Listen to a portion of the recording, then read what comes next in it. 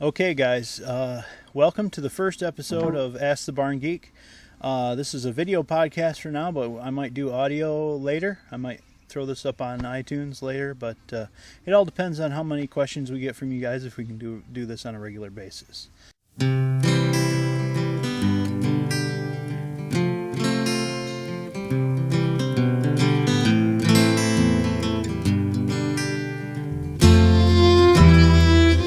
So, our first question today comes from email, and that is from Kirk. And Kirk says, thanks for all the plans and all your hard work. I showed my dad the lumber list, and his first comment was, why all these odd dimensions of timber?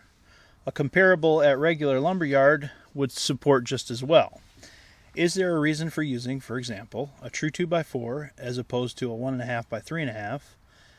That comes from the lumberyard. And thanks for your question, Kirk. What Kirk is talking about is dimensional lumber. Most of the lumber you get at the lumberyard is, even though it says 2x4, is actually 1.5 inches by 3.5 inches.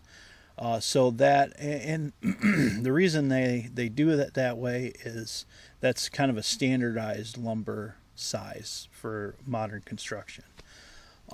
We take a different approach. The main reason that we use full dimension rough cut lumber is for an authentic old barn look. It's difficult to accomplish that old barn look in a more dimensional lumber. So that's smooth and has been refined, I guess, more at the lumberyard.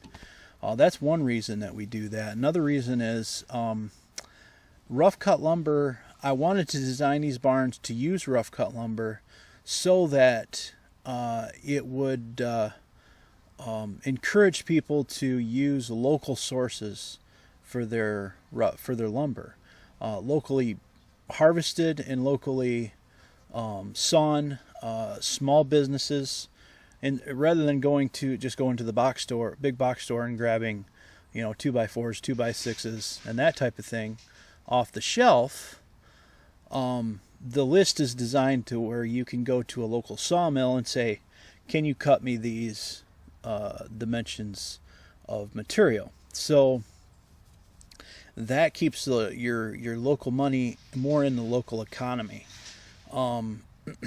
The downside, I guess, to that is it's a little more difficult to find the rough cut lumber. So you gotta search for it.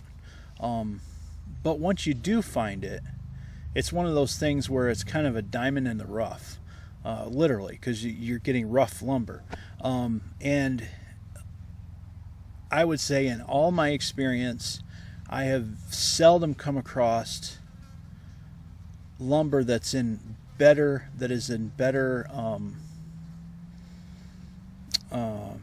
condition, that is better structurally than the stuff that you can get locally from a sawmill.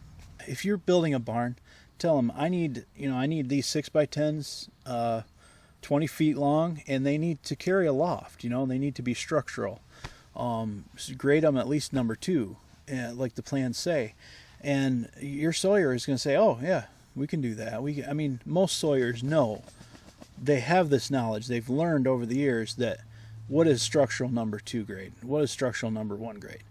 Yeah, they're not officially sanctioned by the stamping agencies that say, yeah, this is number 1 or this is number 2 grade lumber. But they know what you need.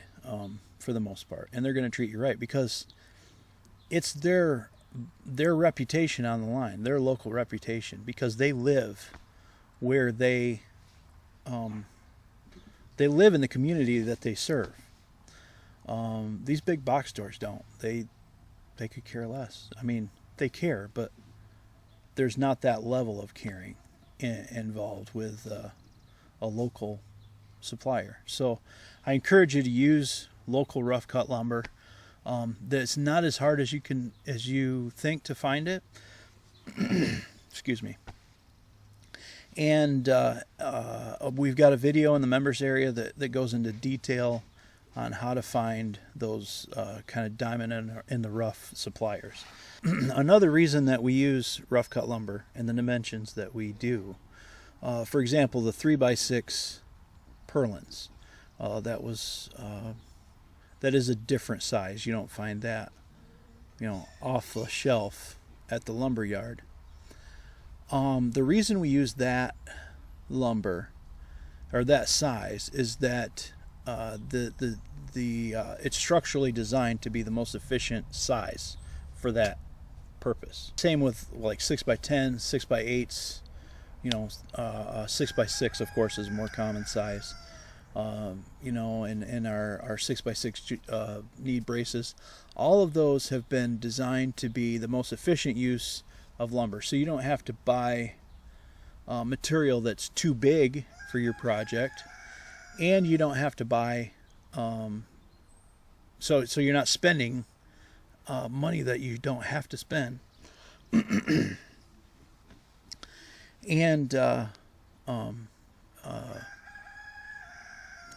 you can be rest assured that it's going to be strong enough. It's not going to be too small. So that's the reason why there's a few odd dimensions. Really, the only ones are the 3x6, 6x8, and 6x10 are pretty common. And then the girts are usually 2x6. But I want to give you one. If you can't find, if you just can't find sawmill lumber, and no matter how hard you tried, you can't find it, there is a way to use the conventional dimensional lumber for the project. It's going to take a little more work though. You're going to have to use, you're going to have to make your own LVL beams or laminated beams, not LVL, laminated beams for your project. And in this situation where, say, you wanted to make a 6x10 that's 20 feet long, you would get 4. So if you want to make a 6-inch by 10-inch beam, 20 feet long, you would get 4 2x10s, 20 feet long, and laminate them together. So you would have, they're each 1.5 inches thick. You have 1.5 inches plus 1.5 inches is 3 inches. 3 inches plus 3 inches is 6 inches. So you end up with a 6-inch by 9.5 or 9.25 inch beam. Really, I would recommend, instead of going with that, that's going to be stronger than a solid beam because it's laminated just like a piece of plywood, is a little stronger. But really, what I would recommend is getting 2x12s and laminating together, so they'd be 1.5 inches by 10.5, or no, 11.5, and laminate those together. That way, you're at least meeting those minimum dimensions. But like I said, it's going to be more work. It's not going to look authentic either, unless you laminate them together and then throw them on a sawmill, and cut the top and bottom down to, shave it down to 10 inches.